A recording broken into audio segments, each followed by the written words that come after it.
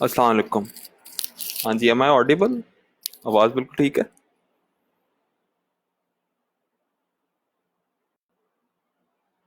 आवाज़ ठीक है आ रही है।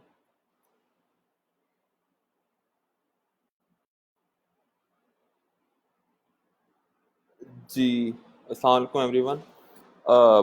जो सेशन था आज का, एम्ड एट फुलब्राइट स्कॉलरशिप और जो बाकी अपॉर्चुनिटीज़ वगैरह हैं वहाँ पे अंडर ग्रेड्स के लिए और इवन मास्टर्स पीएचडी इंडिपेंडेंटली आपने कर एक्स्ट्रा परसू करना हो प्रोफेसर्स के लिए, तो उस पर फोकस करेंगे।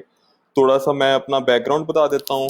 उसका ये है कि आप लोगों को भी आइडिया हो जाएगा और उससे रिलेटेड थोड़ी सी और क्वेरीज वगैरह हैं।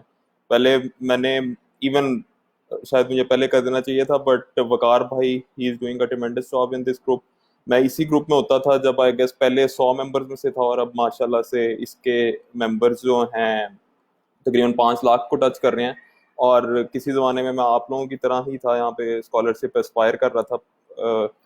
और अल्हम्दुलिल्लाह ये है कि मतलब 3-4 अपॉर्चुनिटी, 3-4 स्कॉलरशिप ली, और अभी इसलिए आई थॉट के it's also about time to give it back to the society. तो नाच से मैंने बैचलर्स किया था। ड्यूरिंग बैचलर्स ही मैं एक एक्सचेंज प्रोग्राम पे गया था, कोका कोला मीना स्कॉलरशिप का। अभी करंटली उन्होंने बंद कर दिया उसको। मिडल ईस्ट, नॉर्थ अफ्रीका और नियर एशियन जो कंट्रीज हैं उनसे उन पे पहले फोकस था। पाकिस्तान से 3-4 साल शुरू वाले जो उनके बैचेस थे वो गए थे, लेकिन अब जो है रिसेंटली उन्होंने इसको थे और थोड़े से जियो पोलिटिकल रीजन से, थोड़े डिप्लोमेटिक रीजन से उन्होंने इसको डिसेबल किया था। उसके बाद मैं मास्टर्स फुलब्राइट स्कॉलरशिप पे मास्टर्स किया था, और करंटली मैं पीएचडी परसू कर रहा हूँ इंडिपेंडेंट फंडिंग पे, लाइक यूनिवर्सिटी की फंडिंग है। So starting of with Fulbright scholarship, क्योंकि आजकल उसकी एप्लीकेशंस ओपन है, तो I believe it was high time के इस पे फोकस किया जाए। और कितनी अच्छी अपॉर्चुनिटी है जिस पे शायद अंडर एस्टिमेट करते हैं काफ़ी पाकिस्तानी जनरली इसको। सो फुली स्पॉन्सर्ड प्रोग्राम है। बाय द वे, ये full bright full space bright नहीं है। अक्सर लोग कंफ्यूज कर जाते हैं कि शायद ये फुल ब्राइट इस वजह से है कि अच्छा वो फुली स्पॉन्सर्ड है, तो इस वजह से। बट ये एक सेनेटर थे विलियम फुलब्राइट, उनके नाम पे है, with a single L, Fulbright. So fully sponsored program है, काफी लाइक अराउंड ओवर 150 कंट्रीज में ये ऑफर होता है। और पाकिस्तान की एक ये डिस्टिंक्शन है कि सबसे बड़ा प्रोग्राम जो सबसे ज्यादा नंबर ऑफ स्कॉलर्स जाते हैं पूरी दुनिया में किसी भी कंट्री से, वो पाकिस्तान से जाते हैं। और वो नंबर भी मतलब रिलेटिवली लेट से होता है कोई 140 टू इवन, अक्सर जो हाईएस्ट कोहॉर्ट्स में गए हैं 180 टू 190 तक भी कुछ कोहॉर्ट्स में गए हैं। एग्जैक्ट नंबर डिपेंड करता है, वेरी करता है फंडिंग पे कि उनके पास कितनी अवेलेबल है। इसके अलावा जो उसका एप्लीकेशन प्रोसेस है उसमें शुरू शुरू में जनरली, क्योंकि जीआरई आप किसी भी most of the programs in US for graduate वो जीआरई मांगेंगे, तो जीआरई से आई गेस एक जनरली भी स्टैंडर्ड टेस्ट का फोबिया पाकिस्तान में है। सिर्फ पाकिस्तान में नहीं, आई गेस सारे सब कॉन्टिनेंट वाले रीजन में है, बट इंडिया में रिलेटिवली शायद वो इस फोबिया को रिकवर वो उसकी दूसरी साइड देख रहे होते हैं, क्योंकि काफी मेरे इंडियन दोस्त हैं, वो फोकस कर रहे होते हैं कि अच्छा उसको हम पे बैक बाद में किस तरह कर सकते हैं। लेट से बाद में वो वहाँ सेटल हो जाते हैं, उनके तो डिफरेंट केसेस होते हैं, बैंक्स भी लोन्स वगैरह देते हैं तो इस वजह से हो जाते हैं। बट इस फोबिया को आई गेस इससे ओवरकम करने का सिर्फ एक यही तरीका है कि आप हर टर्म्स में उसकी चीज देखें कि अच्छा उसका पे बैक क्या होगा, not just in terms of financially but even like आपकी फेस वैल्यू पे, आपके जनरल क्रेडेंशियल्स पे, के fully sponsored program in the ultimate destination for education in the world, USA. तो आई थिंक काफी लोग इसमें जीआरई की वजह से पहले तो भाग जाते हैं, और जो कोई कसर रह जाती है वो शायद लोग फिर इस वजह से कहते हैं कि नहीं बॉन्ड साइन करना पड़ता है, तो वो ठीक है, हर बंदे के अपने प्लान्स होते हैं। But speaking from my experience, 2 साल का पता भी नहीं लगता। और इवन वापस आके जो है, जो आपको एक लाइक आप अपनी वर्थ एंजॉय करते हो जनरली, इवन वहां पे जो असल चीज एक्सपीरियंस होती है, सो आई थिंक वो वर्थ वाइल होता है, 2 साल का पता भी नहीं लगता। बट हाँ, उसकी एप्लीकेशन की अगर बात की जाए जनरली, तो जीआरई एक हर्डल समझा जाता है, बाकी तो personal statement, research objective, letters of recommendation, that is pretty standard stuff. वो आई गेस किसी भी आप और स्कॉलरशिप वगैरह, इवन मैं भी जब कर रहा था और भी काफी स्कॉलरशिप मैंने अप्लाई किया था, सो उनमें इतना ज्यादा डिफरेंस नहीं था आई गेस। हाँ, और इसमें ये है कि टोफल की जरूरत होती है, बट टोफल आप not necessarily at the time of application. अभी जिस तरह करंटली इसकी डेडलाइन है 15 जून, यूजुअली इनकी डेडलाइन होती है, एप्लीकेशन ओपन होती हैं अराउंड मिड फेब्रवरी, और डेडलाइन होती है अराउंड मिड में। बट अभी क्योंकि कोरोना का थोड़ा सा हुआ है, तो उस वजह से उन्होंने एप्लीकेशन आगे की है, और इसके साथ साथ जीआरई की भी उन्होंने dates, they will be accepting it until 15 June. अभी तो खैर वैसे जो सारे प्रोमेट्रिक सेंटर्स हैं यूएससीएफपी के और यूएस जो यहाँ पे ईटीएस वगैरह के हैं, वो भी बंद हुए हैं। बट आई एम श्योर अगर खुदा न खास्ता सिचुएशन इस तरह परसिस्ट की तो ये थोड़ी सी और आगे प्रॉबेबली ले जाएंगे इसकी डेडलाइन। सेशन में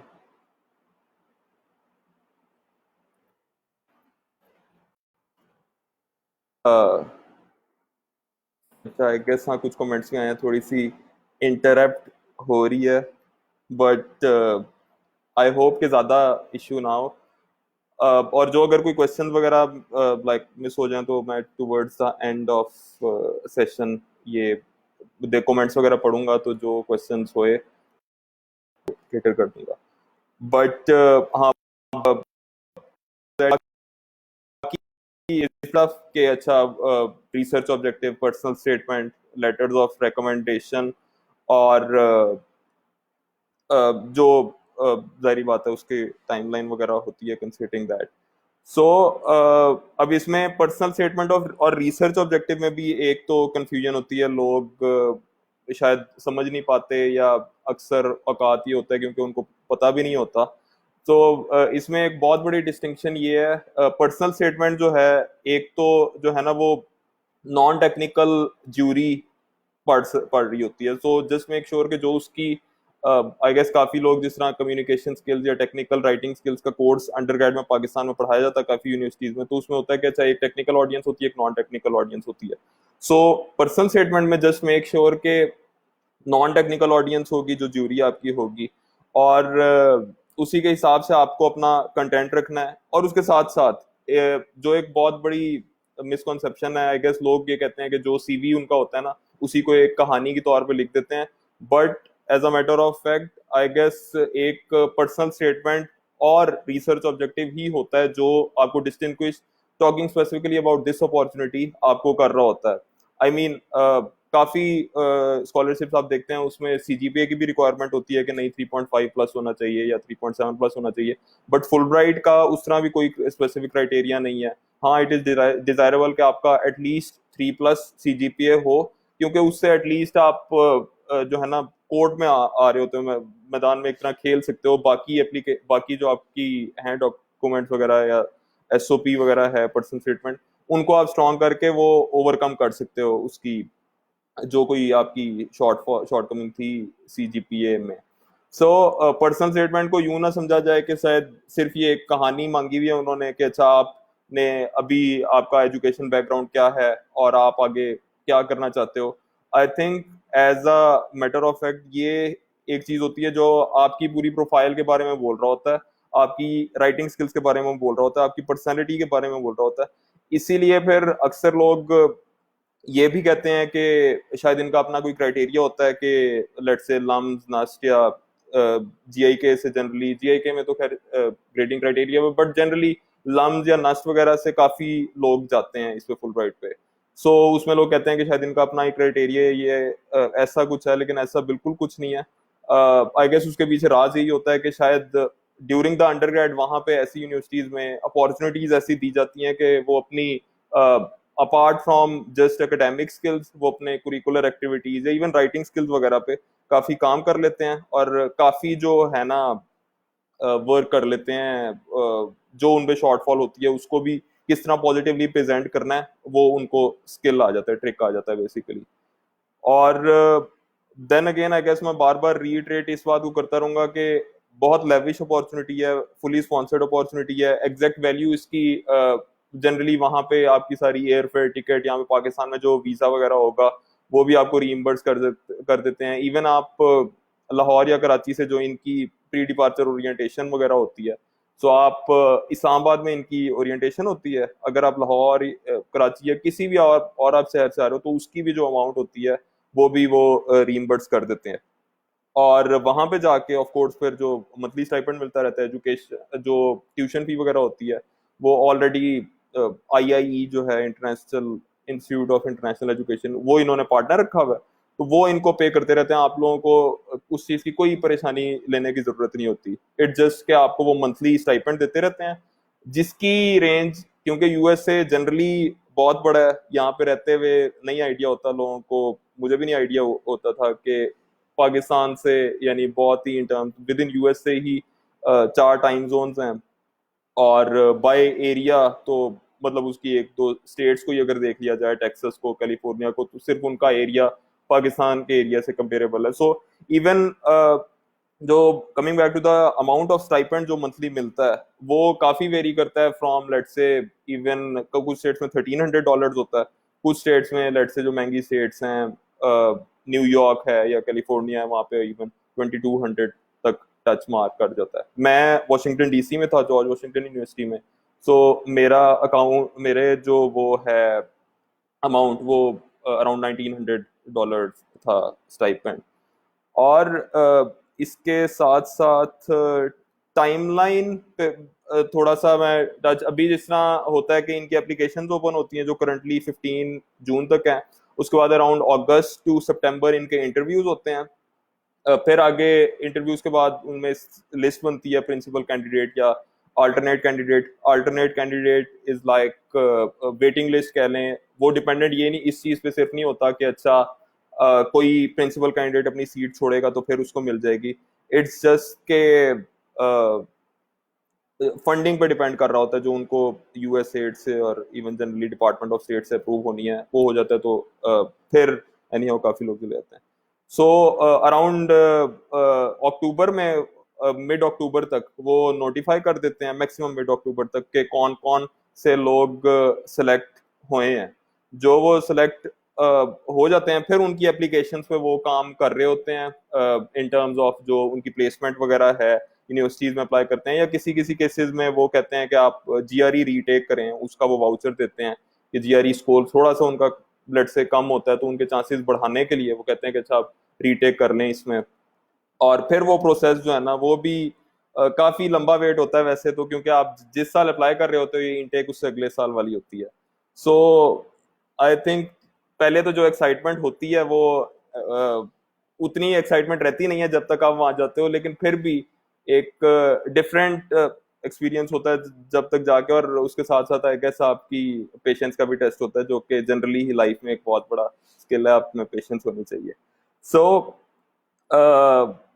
इसी से यूनिवर्सिटीज वाली जो मैं बात कर रहा था, इसी से मेरे बात दिमाग में एक और बात आई कि ये एप्लीकेशन फॉर्म जो लोग अभी अप्लाई कर रहे हैं या इंटरेस्ट रखते हैं इसमें अप्लाई करने में, उन्होंने यूनिवर्सिटीज मांगी होती हैं। वो कंपलसरी नहीं होता कि आप अपनी यूनिवर्सिटीज दें, प्रेफरेंसेस दें, बट जो आप दे रहे हैं जस्ट मेक श्योर कि वो रियलिस्टिक हैं, वो अलाइन हो रही हैं आपके गोल्स के साथ।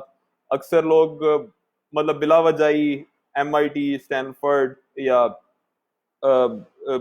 इस तरह हार्वर्ड वगैरह वैसे ही लिख देते हैं विदाउट इवन मेकिंग श्योर कि उनका डिसिप्लिन वहां पे ऑफर हो भी रहा है या नहीं हो रहा है, या उनके जो रिसर्च गोल्स उन्होंने रिसर्च ऑब्जेक्टिव में लिखे हैं और जो प्रीवियस बैकग्राउंड है वो उसके साथ अलाइन हो रहा है या नहीं हो रहा। सो अगर आप इस तरह थोड़े खुद एम्बिशियस हैं, खुद आपका शौक भी है, तो हाँ गो अहेड, आप थोड़ा सा होमवर्क वगैरह करें। और आपकी इंपॉर्टेंटली अगर प्रोफाइल ये कर रही है, नॉट दैट के आपकी नॉमिनल सी प्रोफाइल है और आप मतलब इतनी high tech university, high rank universities दे रहे हैं, तो ऑफ कोर्स वो एक थोड़ा सा रियलिस्टिक अप्रोच भी नहीं होती। सो इसके साथ साथ सेकंड कर लो, आई गेस मुझे काफी कमेंट्स आ रहे हैं कि आवाज या वो स्ट्रीमिंग वगैरह से हो रही है, बट आई होप कि ज्यादा इशू ना हो, और स्पेशली ये बाद में रिकॉर्डिंग होगी, सो आई होप कि जो थोड़ी स्विंग वगैरह, बट हाँ, इस इसकी कोई गारंटी नहीं होती कि उन्हीं यूनिवर्सिटीज को वो कंसीडर करेंगे या उसी में वो अप्लाई करेंगे। हाँ, अगर वो अलाइन कर रहे हैं आपकी प्रोफाइल के साथ, आपके रिसर्च गोल के साथ, तो वो उस हद तक कंसीडर जरूर करेंगे। वरना अगर आप कुछ लिस्ट नहीं भी करते तो जो आईआई और यूएससीएफपी है, they will do it on your behalf. तो इसका एक अपेरेंट ड्रॉबैक जो लोगों में है, जिसकी वजह से शायद काफी लोग नहीं अप्लाई करते, वो फिर से मैं हाईलाइट कर दूं, वो गालबन यही होता है कि अच्छा वापस आना पड़ेगा, बॉन्ड होगा। बट अगेन मैं इस पे एम्फोसाइज करता हूँ कि I think it's completely worth it, considering जो इसके बेनिफिट्स हैं और आपकी जो एक प्रेस्टीज आप इंजॉय करते हो। यहाँ पे तो शायद पाकिस्तान में उतनी नहीं, लेकिन इवन यूएसए में it's really a big thing. Full brand name है एक वहाँ पे, it's a matter of Prestige. जिस तरह कुछ आई लीग यूनिवर्सिटीज हैं, वहाँ पे शायद इतनी रैंकिंग उनकी हाई नहीं होती, बट क्योंकि उनकी प्रेस्टीज काफी ज्यादा है, तो आई थिंक वो आप अपनी वर्थ पर इवेंचुअली काफी इंजॉय करते हो। तो जीआरई का इस पे अब मैं थोड़ा सा टच कर देता हूँ। पहले मैं ओपन एंडेड रख रहा हूँ, फिर मैं स्पेसिफिक क्वेश्चन देख लूंगा उसमें अगर कुछ मिसिंग रह गया। तो जीआरई है I guess graduate record examination, और इसमें दो कंटेंट होते हैं सिर्फ, एक एक इंग्लिश होता है और एक मैथ्स होता है। सो इवन जो पब्लिक सेक्टर के अभी प्रोफेसर या वहाँ एकेडेमिया में सर्व कर रहे हैं, तो specifically for Fulbright program, तो आप इनका एक अपना भी होता है कि वो रीइंबर्स कर देते हैं आपके, अगर जीआरई में प्रॉब्ली इंजीनियरिंग के लिए होता है कि 300 से ऊपर होने चाहिए आपके मार्क्स, और जिसमें से 160 आपके क्वांट में हो। क्वांट इज बेसिकली मैथ्स, और वर्बल जो है इसमें इंग्लिश। एक सेकंड मैं चेक कर,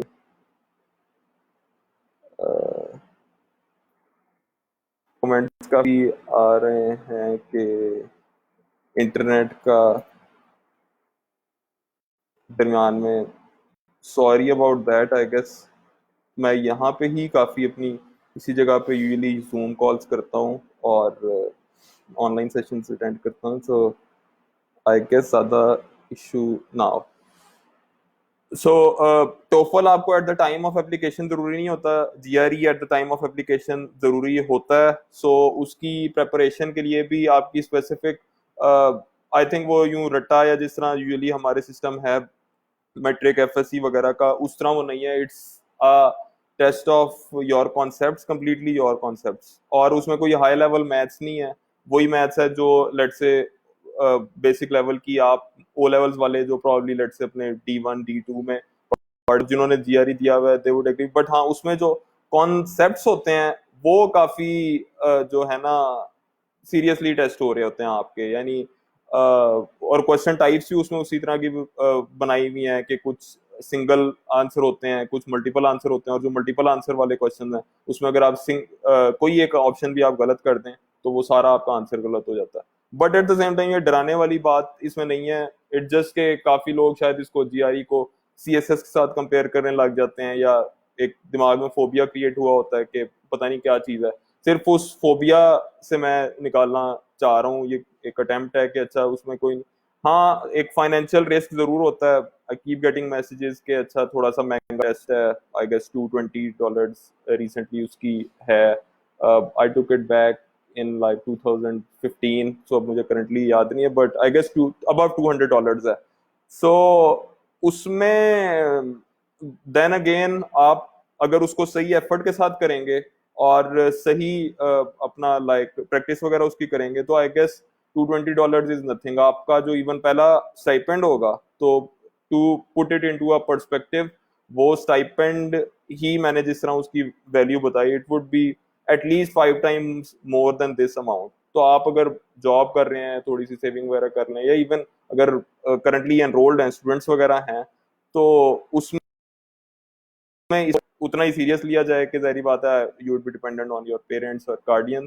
तो बट आई थिंक एक रिस्क लेना ये बहुत जरूरी है लाइफ में किसी भी केस में। तो इस केस में भी सिर्फ इस चीज से बैठ जाना कि हाय खुदा ना खास्ता लाइक फियर ऑफ फेलियर से किसी चीज की कोई स्टेप लेने से रुक जाना, तो वो तो आई गेस एक बेवकूफ़ी, आप उसमें कहीं पे भी नहीं लाइफ में, not just full bright scholarship या कोई भी स्कॉलरशिप, लाइफ में आप कुछ भी नहीं कर सकेंगे अगर आप लाइक ये सिर्फ फियर ऑफ फेलियर को ओवरकम करा दें अपने। और इसके अलावा यूनिवर्सिटीज़ का मैंने टच कर लिया, वहाँ उसमें क्राइटेरिया का टच कर लिया। हाँ, पर्सनल स्टेटमेंट और रिसर्च ऑब्जेक्टिव जो मैं डिस्टिंग्विश उसमें थोड़ा सा, पर्सनल स्टेटमेंट का तो मैंने बताया था कि वो नॉन टेक्निकल ऑडियंस के लिए होती है, और जो रिसर्च या स्टडी ऑब्जेक्टिव है वो टेक्निकल बैकग्राउंड वाले, प्रॉब्ली आपकी कोई फील्ड का ही बंदा होगा जो वो रिव्यू कर रहा होगा आपकी। सो उसमें आपने जितने फैक्ट्स वगैरह मेंशन करने हैं, और आई थिंक ये स्ट्रांगली एनकरेज होता है कि हाँ फैक्ट्स वगैरह लिखें और लोकलाइज कॉन्टेक्स्ट में लिखें, कि क्योंकि फुलब्राइट प्रोग्राम का एम अपार्ट फ्रॉम, आप जाहिर बात है डिग्री ले रहे होंगे, आपका पर्सनल शौक वगैरह भी है, एम्बिशंस भी हैं, बट एक बहुत बड़ा एम जो शायद काफी लोग इसमें मिस कर जाते हैं एप्लीकेशन में, वो ये होता है कि पाकिस्तान की सर्विस करना, और जो कल्चरल एक्सचेंज है ये इस प्रोग्राम का बहुत बड़ा ऑब्जेक्टिव है।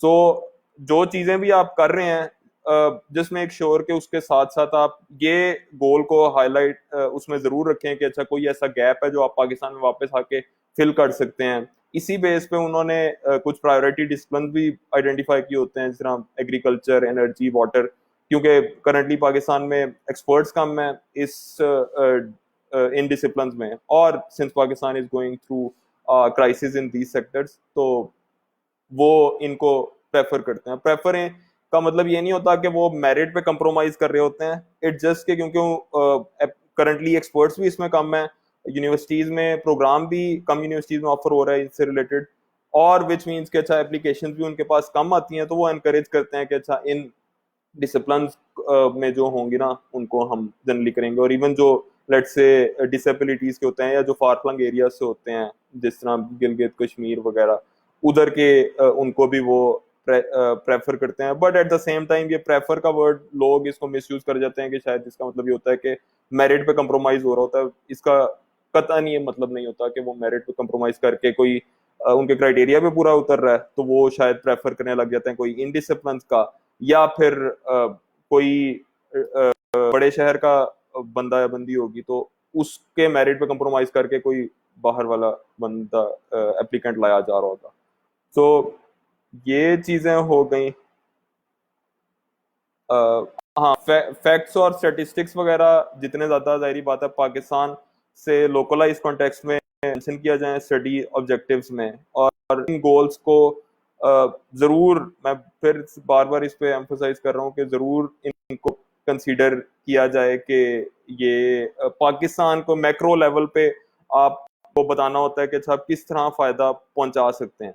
और शायद हमें लगता है कि ये कोई बहुत बड़ी बात है कि अच्छा इसका मतलब जरूरी यही है कि आपने कोई कंपनी आगे खोलनी है, या फिर जो है ना आप सिविल सर्वेंट हो तो ही आप सर्व करते हो, बट ये नहीं, ऐसा बिल्कुल इसका मतलब नहीं है। इसमें सिर्फ ये है कि अपने अपने स्पेसिफिक डिसिप्लिन में आपको ये पता होना चाहिए कि अच्छा कोई करंट गैप हो या कोई ऐसी इनोवेटिव चीज हो जो शायद बाहर स्पेसिफिकली यूएसए में की जा रही है, कोई रिसर्च है, कोई डिग्री वगैरह है, जिसको पाकिस्तान में आके आप किसी भी सेक्टर में कर सकते हो, बेशक वो इंडस्ट्री है, एकेडेमिया है, या एंटरप्रेन्योरशिप वाली साइड पे है। तो उसको इस चीज को जरूर दिमाग में रखा जाए जब आप अपनी पर्सनल स्टेटमेंट और रिसर्च ऑब्जेक्टिव जो है ना मेंशन कर रहे हैं। ये थोड़ा सा फुलब्राइट स्कॉलरशिप पे था। इससे रिलेटेड जो क्वेश्चन वगैरह हैं मैं अभी दफा रिव्यू कर लेता हूँ, और फिर मैं जो नॉन फुलब्राइट वाला एक रूट है जिस पे मैं करंटली अभी हूँ पीएचडी पे, उस पर थोड़ा सा हाईलाइट कर दूंगा, जो डायरेक्ट यूनिवर्सिटीज को और प्रोफेसर को कांटेक्ट वगैरह करना है। क्वेश्चन में थोड़े से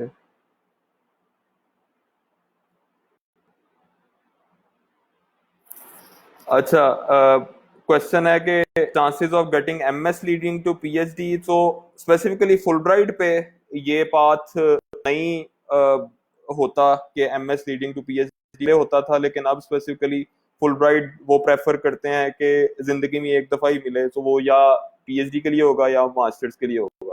सो मास्टर्स पे के लिए लेकिन ये बहुत अच्छी अपॉर्चुनिटी है, क्योंकि मास्टर्स पे यूएसए में कंपटीशन बहुत होता है फंडिंग और स्कॉलरशिप्स का। पूरी दुनिया से लोग आ रहे होते हैं, और स्पेशली इंडिया काफी मैंने शुरू में मेंशन किया, काफी लोग जाते हैं इस बात पे। तो हर बंदे की अल्टीमेट डेस्टिनेशन होती है कि हमने यूएस जाके करना है, और मास्टर्स पे क्योंकि नंबर ऑफ स्टूडेंट्स जनरली ज्यादा होते हैं तो बहुत कंपेरेटिव होते हैं। विद बहुत कंपेरेटिव आई मेंट आपके अगर स्टेलर जीआरई स्कोर और स्टेलर वो नहीं है जीपीए वगैरह, तो आई थिंक आपका चांस कम होगा। जिसकी लॉजिक बिल्कुल सिंपल है कि इंडिपेंडेंट फंडिंग में या डायरेक्ट यूनिवर्सिटी फंडिंग में आप पूरी दुनिया के एप्लीकेंट्स के साथ compete कर रहे होते हो, जबकि इस फुल ब्राइट प्रोग्राम में आप सिर्फ पाकिस्तान के एप्लीकेंट्स के साथ compete कर रहे होते हो। और उसके अलावा जिस तरह मैंने मेंशन किया कि फुल ब्राइट पे काफी फंडिंग होती है मास्टर्स लेवल पे, पीएचडी के कम लोग जाते हैं, मास्टर्स के ज्यादा लोग जाते हैं। तो आई थिंक जो पाथ मैंने लिया था, I think like I would like to say believe कि अच्छा वो काफी रीजनेबल एक पाथ था, कि क्योंकि मेरी भी जिस तरह काफी मिडिल क्लास फैमिलीज से लोग होते हैं, तो उनको ये होता है कि अच्छा अपना पैसे जितने मिनिमम लग सकते हैं वो लगें, और स्कॉलरशिप्स वगैरह खुद एम्बिशन होती हैं, शौक होते हैं, वो हो सकें। सो ये मास्टर्स फुल ब्राइट पे डेफिनेटली इसको किया जाए, और जो 2 साल वाली बात है वो पता नहीं लगता, गुजर जाता है टाइम। और उसके साथ साथ पीएचडी, हाँ अगर आपका रिसर्च वाली साइड पे है, इवन बैचलर्स के बाद इफ यू आर क्लियर कि अच्छा आपने जाना पीएचडी पे, तो यूएसए की एक बहुत अच्छी बात यह है कि आप डायरेक्टली बैचलर्स के बाद वहां पे पीएचडी पे जा सकते हैं। बट उसमें फिर ये होता है कि आपके ऑफ कोर्स पब्लिकेशन चाहिए, and as I mention previously कि उसमें फिर your competition is all applicants from the world rather than only from Pakistan. So just be prepared for that. और इवन आप अपनी एप्लीकेशन स्ट्रॉन्ग है तो हाँ, why not, definitely go for it. डिप्लोमे वाले जर्मनी में या यूएसए से रिलेटेड हो रहा है, जर्मनी वाला नहीं, मुझे नहीं आइडिया इस चीज का। हाँ, इसमें एक चीज ये कि अभी जो करंटली स्टूडेंट्स हैं एनरोल्ड हैं 7th सेमेस्टर में या 8th सेमेस्टर में, तो इसका प्रिंसिपल बिल्कुल सिंपल है। जिस साल में फुल ब्राइट की एप्लीकेशन ओपन हुई हुई हैं, जिस तरह करंटली अभी 2021 इनटेक की हुई हुई हैं, तो अगर आपकी डिग्री आपको 2020 खत्म होने से पहले पहले मिल जाएगी तो फिर आप जरूर अप्लाई कर सकते हैं। करंटली आप बेशक 7th सेमेस्टर में या 8th सेमेस्टर में, आपकी डिग्री आपको दिसंबर 2020 से पहले पहले मिल जानी चाहिए, क्योंकि दिसंबर के बाद इनका एप्लीकेशन प्रोसेस शुरू हो जाता है आपके भाव पे, ये यूनिवर्सिटीज पे अप्लाई कर रहे होते हैं। और इसके मैंने इसी से रिलेटेड एक फायदा भी जो मैं मुझे पहले मेंशन कर देना चाहिए था, कि आपको सिर्फ फुल ब्राइट पे यूएससीएफपी के उसमें सेलेक्ट होना होता है, बाकी सारी जो एप्लीकेशन है, एप्लीकेशन फी वगैरह है या उनसे कॉन्टेक्ट वगैरह होता है, वो ख्वारी यूएससीएफपी आपके बिहाफ पे करता है, जो कि एक बहुत अच्छी चीज है। वरना यूएसए में तो जनरली भी आपने अप्लाई करना हो तो आई गेस $30-40 तो एटलीस्ट सिर्फ एप्लीकेशन फी ही काफी यूनिवर्सिटीज में हो जाती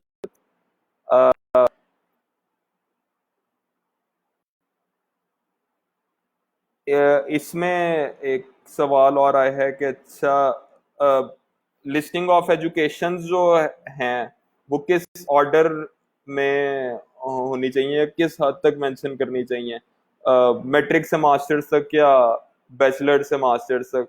सो इतना ये मैटर नहीं करता, जस्ट मेक श्योर के क्रोनोलॉजिकल ऑर्डर में है आपकी जो एफएससी है या ए लेवल्स है, बैचलर्स है, और मास्टर जो है वो आपने जरूर मेंशन किया हुआ है। हाँ, अब मैट्रिक या ओ लेवल्स की जगह अगर है और जो यूजुअली होती है तो वो जरूर मेंशन करें।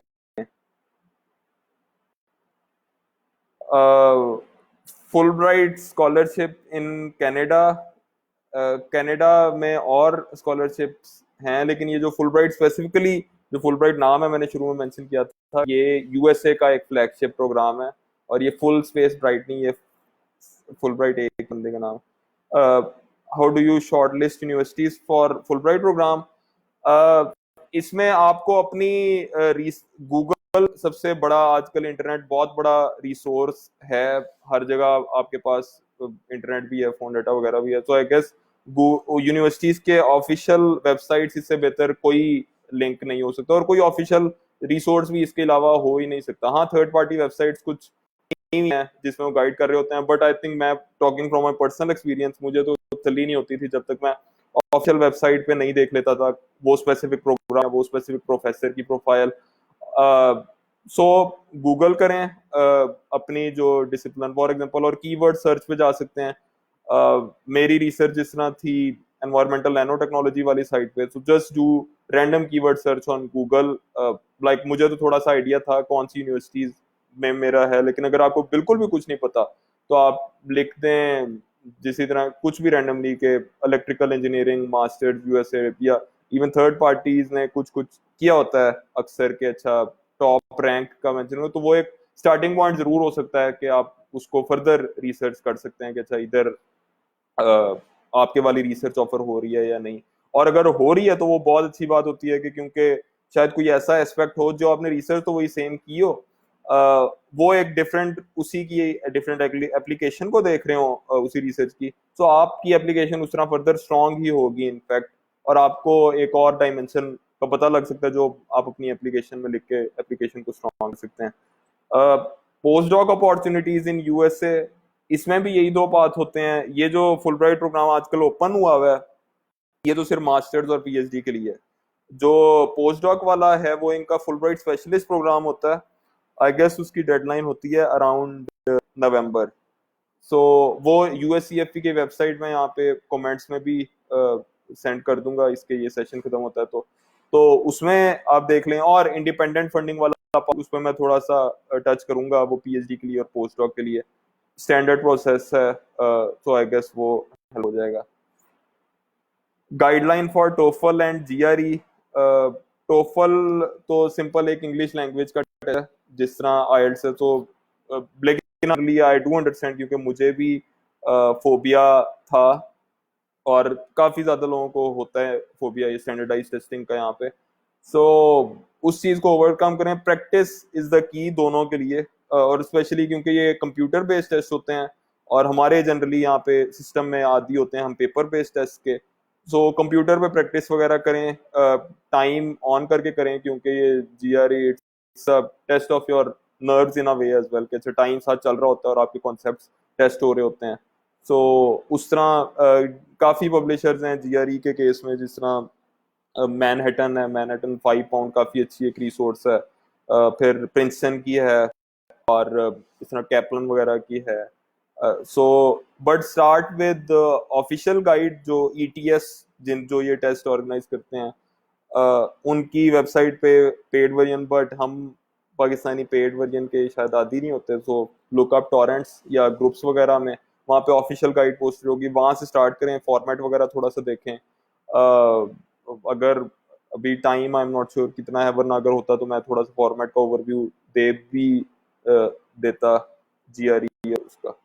वीजाज अभी करंटली क्योंकि एम्बेसीज बंद हैं, सो लॉकडाउन है, आई गेस अभी अल्लाह ताला से उम्मीद कर सकते हैं कि ये जल्द से जल्द खत्म हो। तो अभी करंटली तो ऑफ कोर्स कुछ प्रोसेस नहीं हो रहे, एम्बेसी ही बंद है, और यूनिवर्सिटीज भी ये अंडरस्टैंड करती हैं। उन्होंने कुछ यूनिवर्सिटीज ने अपना ऑनलाइन कर दिया है वहां पे ही, और अगर कोई बाहर से जा रहे थे तो आई एम श्योर यूएसए में क्योंकि कुछ ज्यादा सीरियस सिचुएशन है तो दे will have it considered very well कि अच्छा इसको किस तरह केटर किया जा सकता है। But as of now of course कुछ प्रोसेस नहीं हो रहा, बट फुलब्राइट में I guess in 98% of the cases में आपका वीजा लग ही, 99% मैं कहूंगा, शायद थोड़ा सा डिले कुछ डिसिप्लिन में आ जाता है जो एक लेट्स से सिक्योरिटी का उनको थ्रेट फील होता है इन डिसिप्लिन लाइक कुछ एरोनॉटिकल इंजीनियरिंग में, या कुछ ऐसी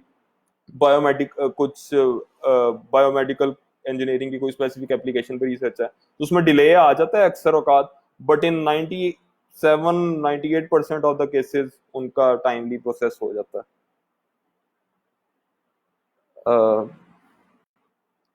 study and research objectives and how to write them well, इसमें जनरल प्रिंसिपल मैंने मेंशन किया कि just be creative with your story. हर बंदे की अपनी एक स्टोरी होती है, हाँ जितनी एप्लीकेशन या जितनी पर्सनल स्टेटमेंट्स ऑनलाइन अवेलेबल हैं उनको आप पढ़ें अपनी गाइडेंस के लिए, लेकिन कुछ भी नहीं आपको अभी आइडिया तो आई एम श्योर आप थोड़ा सा टाइम अपने आप को अपने दिमाग को देख के सोचेंगे कौन से कि अच्छा क्या आपका कंपैरेटिव एज है, या क्या आपकी स्टोरी है, किस तरह आप यहाँ प्रेजेंट तक पहुंचे, क्या पास्ट में आपके स्ट्रगल्स थे जो आपको करने पड़े, और क्या फ्यूचर की एम्बिशंस हैं जो आपके प्रेजेंट को लेट्स से मोटिवेट कर रही हैं और आपको गाइड कर रही हैं to earning for that degree. तो इसको उस तरह, बट जो डेफिनेटली डोंट्स हैं वो ये हैं कि इट्स नॉट अ स्टोरी और ऑफ योर एकेडमिक जर्नी कि अच्छा मैंने पहले ये डिग्री की, फिर ये डिग्री की,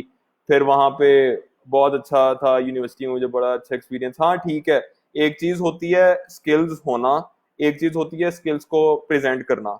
सो आई गेस काफी लोग, इवन मेरे साथ भी काफी थे मेरे एक्सपीरियंस में जिनका टॉप टॉप सीजीपीएस थे 3.8 3.9। मेरा इतना नहीं था एटलीस्ट, लेकिन ये है कि उन्होंने जो उनके पास थे उस तरह प्रेजेंट नहीं किया। बट मेरे साथ और लोग थे जिनके शायद नॉमिनल सीजीपीएस था 3.1 3.2, just because they could present there profile well, their journey well, तो वो एक तरह बाजी ले गए थे उन एप्लीकेशन से।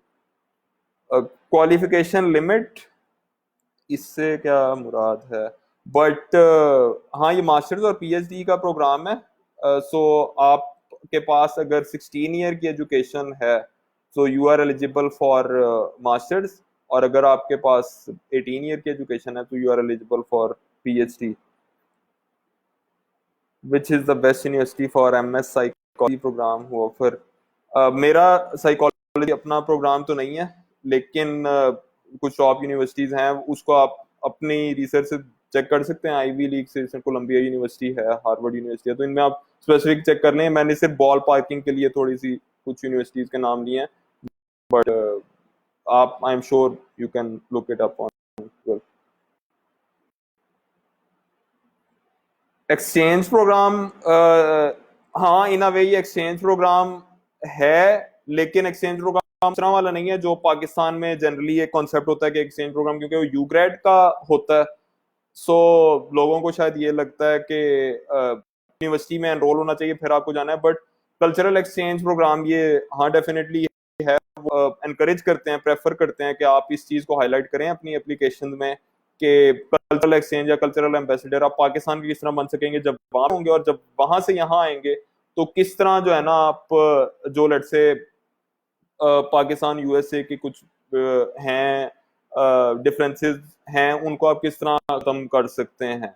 और ये डिफरेंसेस को कोई ये नहीं कि बहुत बड़ी कोई हिस्टोरिकल वो आ रहा है तो आपने किस तरह, it could be just as simple as के लेट से कोई आप टेक्नोलॉजिकल गैप खत्म कर सकते हैं या इम्प्रूव कर सकते हैं। सो उस सेंस में ये है फुल ब्राइट, लेकिन उस तरह नहीं है कि अच्छा आपको एनरोल होना चाहिए तो आप किसी यूनिवर्सिटी जाएंगे तो वहां से एक सेमेस्टर लगा के आ जाएंगे। पूरी डिग्री प्रोग्राम है, फुल ब्राइट डिग्री प्रोग्राम है। आईएल्ट्स कंपलसरी, आईएल्ट्स तो इसमें चाहिए ही नहीं फुल ब्राइट के लिए। इसमें टोफल चाहिए, और वो भी जब आप सिलेक्ट हो जाते हैं इंटरव्यू के लिए तो फिर वो आपको कहते हैं कि टोफल लेकर आए। At the time of application आपको नहीं जरूरी ये। प्रोफाइल इज रिक्वायर्ड, मैंने कहा कि ओवरऑल प्रोफाइल आपकी अच्छी होनी चाहिए, स्टार्टिंग फ्रॉम योर सीजीपीए।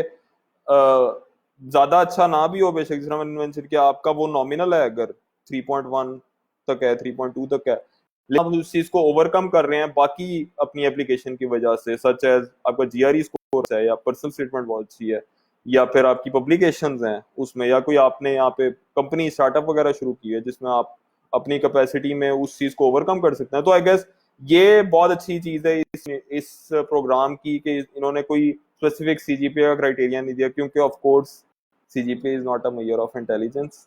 उस चीज को आप ओवरऑल पैकेज देख रहे होते हैं ये लोग, नॉट जस्ट लेट से जो हाई अचीवर्स हो एकेडेमिया में, क्योंकि एज आई सेड इनका एम सिर्फ डिग्री भेज देना नहीं है, इनका एम कल्चरल एक्सचेंज भी है, इनका एम पाकिस्तान की सर्विस भी है, कंट्री की सर्विस।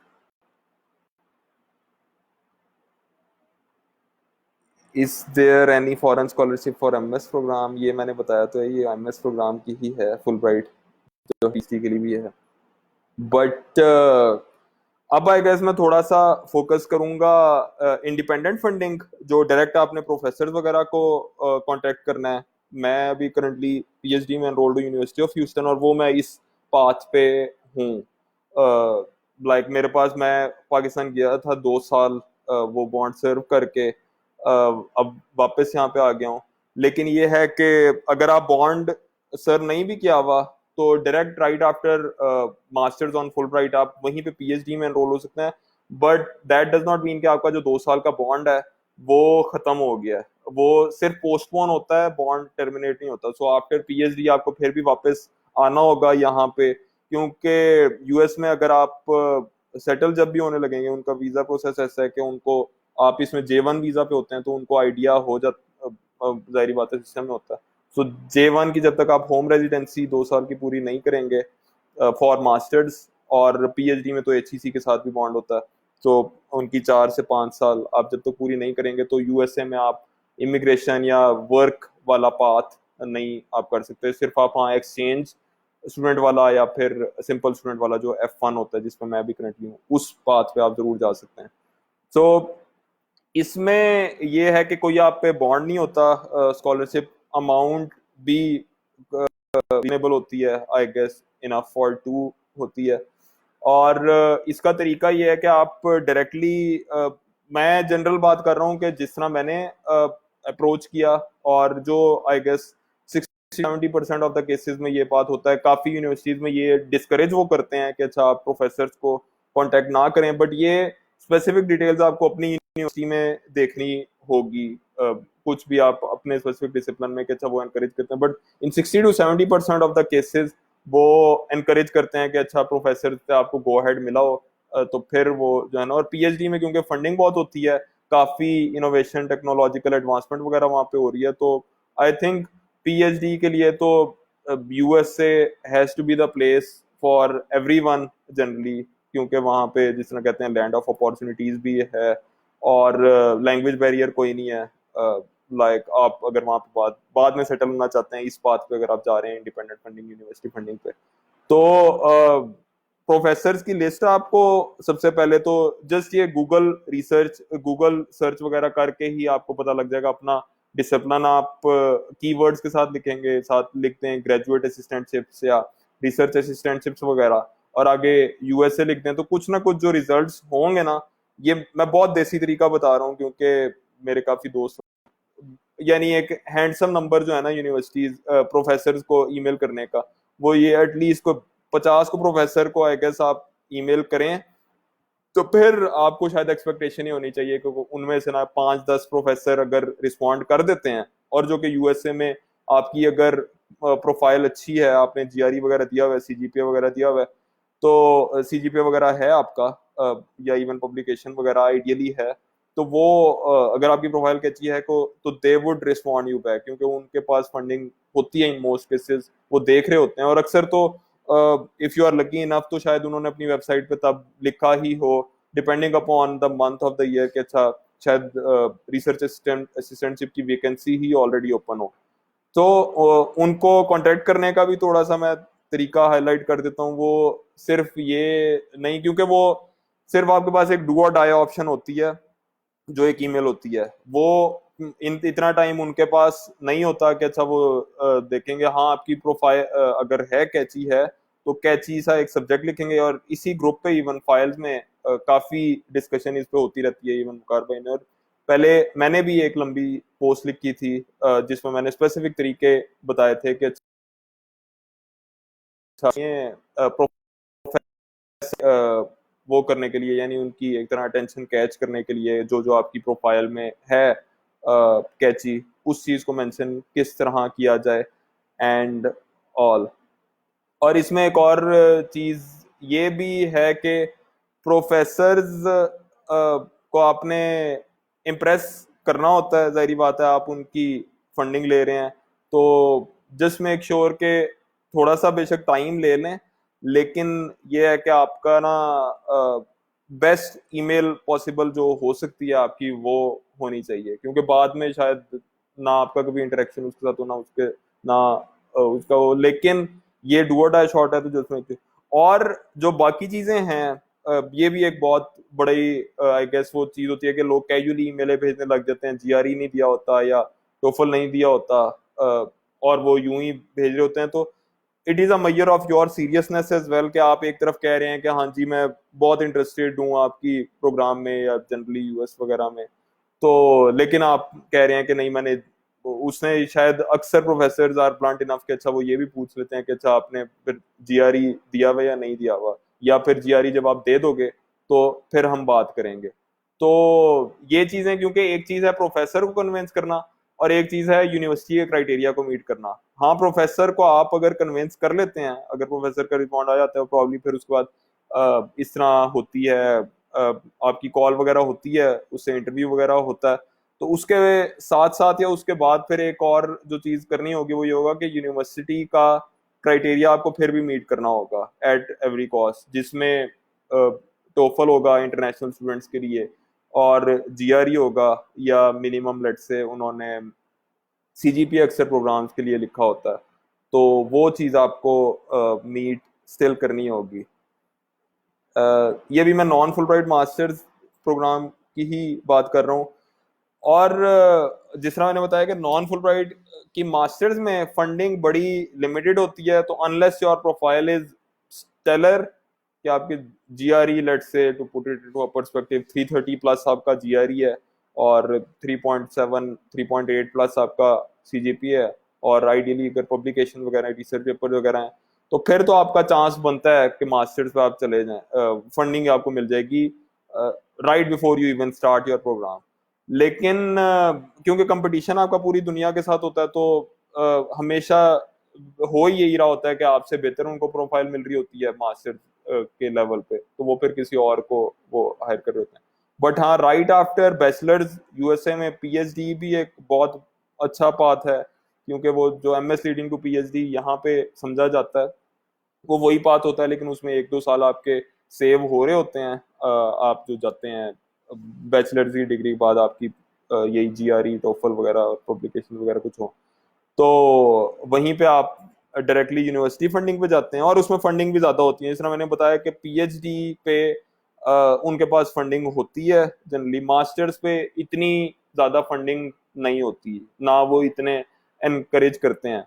हाँ, दूसरा बात मास्टर्स के लिए, नॉन फुल ब्राइट मास्टर्स के लिए ये भी होता है कि आप जाएं वहाँ पे, एक सेमेस्टर गुजारें अपने यहाँ पे, एक सेमेस्टर के जो खर्चा वगैरह है वो लेकर जाएं वहाँ पे, किसी प्रोफेसर के साथ आप इन टच हो जाएं, अपने शेयर करें जो आपकी रिसर्च वगैरह है, किस तरह आप उसकी रिसर्च में कंट्रीब्यूट कर सकते हैं। एक आधा सेमेस्टर आप इवन अगर आपको वॉलंटरी बेसिस पे काम करना पड़ता है तो डू दैट, और there is a high possibility के अपकमिंग सेमेस्टर्स में, या जैसे ही फंडिंग अवेलेबल होती है प्रोफेसर के पास, तो वो आपको कोई लेट से मंथली बेसिस पे कुछ स्टाइपेंड वगैरह ऑफर कर देगा, या इवन काफी अक्सर औकात ये होता है कि वो इन स्टेट ट्यूशन फी पे आ जाते हैं, कि ट्यूशन फी होती है उसको जो है ना अराउंड वो 50% हो जाती है उस केस में, अगर आप प्रोफेसर को वो कर देते हैं। मिनिमम जीआरई स्कोर डिपेंड करता है यूनिवर्सिटी टू यूनिवर्सिटी और डिसिप्लिन टू डिसिप्लिन। जिस तरह इंजीनियरिंग बैकग्राउंड है आपका, तो 160 प्लस एटलीस्ट क्वांट में तो इतना होना चाहिए, क्वांट इज मैथ सेक्शन, उसमें हाँ फिर वो कंप्रोमाइज कर लेते हैं थोड़ा बहुत, जो इंग्लिश स्लैश वर्बल वाला जो सेक्शन है। सो और जो सोर्सेज वाले हैं उसमें इक्वली वो होना चाहिए आपका जो है जी वर्बल और क्वांट के मार्क्स हैं, लेट से 155 155, और आप इवन अगर टॉप टियर यूनिवर्सिटीज टारगेट कर रहे हैं, लेट से university like UCLA MIT Harvard, so उनके तो और हाई होते हैं, फिर जारी बात है 165 प्लस तक कुछ ना कुछ होना चाहिए। तो ये दो पाथ में मैंने टच कर दिया है, एक फुल ब्राइट वाला और एक नॉन फुल ब्राइट वाला पाथ, दोनों मास्टर्स और पीएचडी के लिए। थोड़ा सा मैं अब just before we end, age limit for Fulbright, age limit age such नहीं है कोई, तो लेकिन इसमें यह है कि आप फैमिली को भी लेकर जा सकते हैं, बट यह कि एडिशनल जो है ना, जिस तरह गालबन कॉमनवेल्थ प्रोग्राम में होता है कि जो यूके के लिए, उसमें ये होता है कि आपको डिपेंडेंट को अलग से पैसे वो दे रहे होते हैं कॉमनवेल्थ में होता है या चेवनिंग में होता है, I am not sure, but in दोनों में से किसी एक में होता है। तो फुल ब्राइट में ये नहीं होता कि आपके डिपेंडेंट को अलग से, या आपके डिपेंडेंट्स अगर बच्चे भी साथ हैं तो उनको अलग से स्टाइपेंड नहीं मिल रहा होता, इट्स जस्ट के आपके अपने उसमें हो रहा होता है। हाँ, LLM आपने किया हुआ है तो हाँ, लॉ आप स्कॉलरशिप पे कर सकते हैं। एक्सचेंज प्रोग्राम मैं थोड़ा सा टच कर देता हूँ। अब जो जिस पे मैं गया था back in 2013, Coca Cola Meena scholarship, वो कोका कोला जो इंटरनेशनल है वो स्पॉन्सर करती थी, और उसमें यहाँ पे बिजनेस आइडिया अपना देना था। सो पूरे पाकिस्तान से गालबन उस साल 11 लोग गए थे, या 10 से 11 लोग, 10 से 12 लोग जाते थे ऑन एवरेज। तो वहाँ पे इंडियाना यूनिवर्सिटी के साथ प्रोग्राम था, फिर अटलांटा लेके, वहाँ पे अटलांटा में जो कोक वर्ल्ड वगैरह, और फिर वॉशिंगटन डीसी में वो वहाँ पे अपनी प्रेजेंटेशन वगैरह, बिजनेस आइडिया वगैरह यूएस डिपार्टमेंट ऑफ स्टेट में देते हैं। सो वो उस तरह था, लेकिन पिछले 3-4 सालों से वो नहीं हो रहा, तो मैं उस पर ज्यादा फोकस नहीं। दूसरा जो है यूग्रेड प्रोग्राम है, काफी फेमस, जो यूएससीएफपी का ही है। वो सेमेस्टर एक्सचेंज प्रोग्राम है, यहाँ से आप अप्लाई करते हैं, इनकी एप्लीकेशन गालबन ओपन होती हैं अक्टूबर नवंबर में। सो उस पे आप अप्लाई करते हैं, यहाँ पे आपको यूनिवर्सिटी में एनरोल होना चाहिए, किसी भी पाकिस्तानी यूनिवर्सिटी में। तो वहाँ पे वो एक सेमेस्टर के लिए आप जाते हो, और वो नॉन क्रेडिटेड होता है, विच मीन्स कि आप जिस सेमेस्टर के लिए वहाँ पे गए हैं, वो ये नहीं होगा कि यहाँ का सेमेस्टर जो है ना वो ट्रेड ऑफ होगा उस तरह। वो आपको आके वही जो यहाँ वाला सेमेस्टर होगा वो पूरा करना पड़ेगा आपको।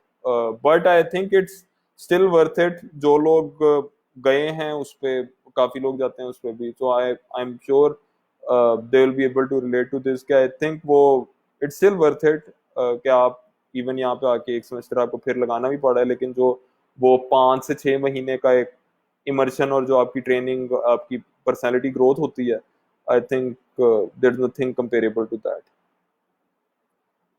एक कहाँ ये यूग्रेड प्रोग्राम है, और दूसरा एक सूसी प्रोग्राम होता है, वो गालबन 6 to 8 वीक्स का, आई गेस 4 to 6 वीक्स का होता है। हाँ, यूनिवर्सिटी ऑफ मैसाचुसेट्स एमरहेस्ट के साथ वहाँ वो भी ये पब्लिक पॉलिसी पे स्पेसिफिकली वो रिलेटेड है, लेकिन उसमें ये नहीं है, इवन यूग्रेड पे भी ये नहीं है कि स्पेसिफिक डिसिप्लिन वाले ही अप्लाई कर सकते हैं।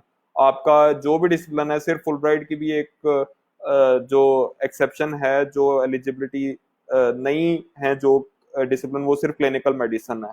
और इसका भी यही है, यूग्रेड का भी, और के जी आपके जो क्लिनिकल मेडिसिन वाले हैं वो, क्योंकि ऑफ कोर्स वो एक प्रैक्टिस रिक्वायर्ड होती है उसके लिए, सिर्फ वो डिग्री नहीं होती उसके साथ साथ, तो वो एलिजिबल नहीं है। उसके अलावा कोई भी डिसिप्लिन है, इंजीनियरिंग, बायोमेडिकल, या मतलब psychology, social sciences, humanities, even BDS कुछ लोग थे, एमबीबीएस वाले भी इस पे अप्लाई जरूर कर सकते हैं। बट ये है कि उनमें वहां पे जो डिसिप्लिन होगा, they will have to go for a masters in let's say public health या इंटरनेशनल हेल्थ, कुछ इस तरह का जो उनसे रिलेटेड हो। आई गेस हाँ, कुछ ये मैंने टच कर दिया। पाकिस्तान से स्पेसिफिक जो यूएसए में एक्सचेंज प्रोग्राम है और जो फुली फंडेड है, जिस तरह मैंने बताया, क्योंकि मेरा एम खुद यही था कि था जिसमें मिनिमम या फिर कुछ खर्चा भी ना देना पड़े। सो ये अपॉर्चुनिटीज हैं। एक एक्सचेंज प्रोग्राम जिसमें मैं कोका कोला वाले पे, फिर एक मास्टर्स के लिए और पीएचडी के लिए है फुल ब्राइट प्रोग्राम, और फिर इवन मास्टर्स और पीएचडी के लिए जो दूसरा पाथ है वो ये है इंडिपेंडेंट फंडिंग या यूनिवर्सिटी फंडिंग। सो उसमें सिर्फ यह है कि आपको थोड़ी सी ख्वारी खुद करनी पड़ेगी, यूनिवर्सिटीज ढूंढनी पड़ेंगी, जीआरई वगैरह की प्रिपरेशन वो तो फुल ब्राइट में भी वैसे होगी, और फिर यूनिवर्सिटीज अप्लाई खुद करना होगा। उनकी जो फीस वगैरह है, एप्लीकेशन फी होती है $30 से $40, वो करनी पड़ेगी। जबकि फुल ब्राइट में सिर्फ ये है कि आपने जीआरई यहाँ शुरू शुरू में देना होगा, उसके बाद जो है ना, इफ यू आर सिलेक्टेड तो they take care of every expense, और इवन जो एप्लीकेशन प्रोसेस वगैरह है। और इसमें कोई क्वेश्चन वगैरह अगर specific, I think I was able to questions generally. I guess just before I end, एक क्वेश्चन भी है कि मटेरियल साइंस का क्या स्कोप है रिसर्च और इंडस्ट्री के हिसाब से। आई थिंक किसी भी चीज का, इवन पाकिस्तान में भी, और स्पेशली आई थिंक के मोस्ट ऑफ द ऑडियंस शायद मुस्लिम होगी, तो हमारा तो इस चीज में भी फेथ होना चाहिए कि अच्छा प्रेजेंट हमारे हाथ में है, फ्यूचर हमारे हाथ में नहीं है, और रिस्क का वादा अल्लाह ताला ने वैसे ही किया हुआ है। तो हमें प्रेजेंट में जो अपॉर्चुनिटी है, बेस्ट अवेलेबल अपॉर्चुनिटी, उस चीज के लिए स्ट्रगल भी करना चाहिए, और उस चीज को आई गेस दिमाग में रखना चाहिए, और दिमाग में रख के उसी के लिए एफर्ट थ्रू आउट करनी चाहिए, मेहनत करनी चाहिए, हार्डवर्क करना चाहिए। रिजल्ट और फ्यूचर वो अल्लाह ताला के हाथ में है। तो स्कोप, जिस चीज का आज स्कोप है, शायद 2 साल के बाद, और अगर आपने पाकिस्तान में वापस आना है तो पाकिस्तान में गवर्नमेंट चेंज हो जाती है, उनके फंडिंग वगैरह जो हैं वो एरिया चेंज हो जाते हैं, तो उस चीज की इतनी नहीं है। But talking from my experience, I guess आप अपनी नीयतें साफ रखें, अपनी हार्डवर्क पे आपको फेथ होना चाहिए, और अबव ऑल आपको अल्लाह ताला पे फेथ होना चाहिए। प्रेजेंट में आप फोकस करें, फ्यूचर में अल्लाह ताला वसीले खुद बना देते हैं। और I think not to flaunt, but I think ये सिर्फ मोटिवेशन के लिए ही होगा कि मैं आप लोगों की तरह ही, जिस तरह मैंने लेक्चर के शुरू में मेंशन किया था कि जब ये ग्रुप शुरू हुआ था, आई गेस ये 2011 या 12 की बात है, तो शुरू में से ही मैं था वकार भाई के साथ, तो मुझे खुद भी, मैं अपने आप को भी क्वेश्चन करता था कि if I am even worth it, कि अच्छा यार इतने कंपटीशन वाले लोग हैं, इतने ये है। बट आई थिंक उसी मैंने अपने जो थॉट प्रोसेस था उसको मैं सिर्फ ये इस उसमें लेकर आया कि अच्छा मुझे एफर्ट करनी चाहिए, और साथ अल्लाह ताला से बस दुआ करती रहनी चाहिए। रिजल्ट जो है वो अल्लाह ताला के हाथ में, और रिजल्ट अगर, आई थिंक मैं इसको यूं देखता हूँ कि रिजल्ट अगर उस तरह भी ना हो कि जिस तरह आप चाह रहे थे, फॉर एग्जाम्पल अगर खुदा ना खास्ता रिजेक्शन हो जाती है, तो लेट से 10 ईयर्स और 15 ईयर्स और 20 ईयर्स अलोंग द रोड आपको कोई रिग्रेट नहीं होगा, जो कि एक बहुत बड़ी ब्लेसिंग है कि एक रिग्रेटलेस लाइफ आप जी रहे हैं। वरना अक्सर औकात नहीं, सोशल सर्कल में भी देखते होंगे, शायद लोग ये कहते हैं कि हाँ यार तब ये कर लेते तो शायद वो सही था, या हम, अक्सर ये होता है कि शायद किसी की एफर्ट को सिर्फ इसी तरह अंडर एस्टिमेट कर देते हैं कि हाँ यार ये देखो उसका अच्छा दा लगा है, या उसका अच्छा चूना लगा है, कि वो देखो वो चला गया। बट आई गेस चूना या दा स्पेशली इस तरह कंपेटिटिव सर्चेस में नहीं लगता। इसमें ये होता है कि हाँ आप अपनी एफर्ट जरूर पुट करें।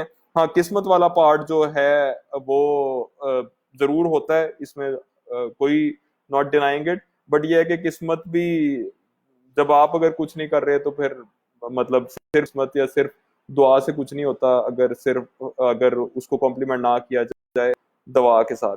सो ये चीजें आपको नहीं टेंशन में नहीं है कि फियर फेलियर, या फिर fear of some random uncertainty in the future, के अच्छा बाद में क्या होगा इस डिग्री का। हाँ, प्रेजेंट में आप रहें, प्रेजेंट में आप स्ट्रगल करें, आगे रिस्क देने वाला, रिस्क का वादा किसी और जात का है, तो वो इंशाल्लाह ताला आसानियां ही होंगी। और मैंने जिस तरह अपना मेंशन किया इसी मेथोडोलॉजी के साथ, और इम्पोर्टेंटली एक ये भी होती है कि अच्छा आप अपने नीयतें, इरादे वगैरह साफ रखें।